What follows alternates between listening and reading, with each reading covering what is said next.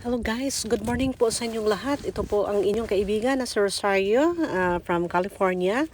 So ngayon guys, I decided na aakyat ako dito sa bundok nitong area ng Bodega Bay. This is Bodega Bay Head nga area. And Hole in the Head actually.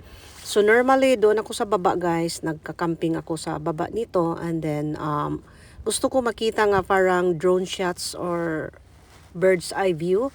Kaya I decided kung akyat ako dun sa taas para makita ko yung view.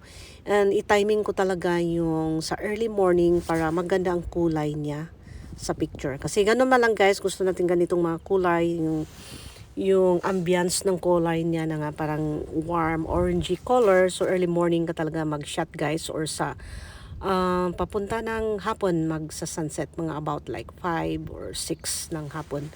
Ngayon guys, our time here is 6:30 in the morning. So ganito ang larawan niya guys. Thank you guys for watching. See you in my next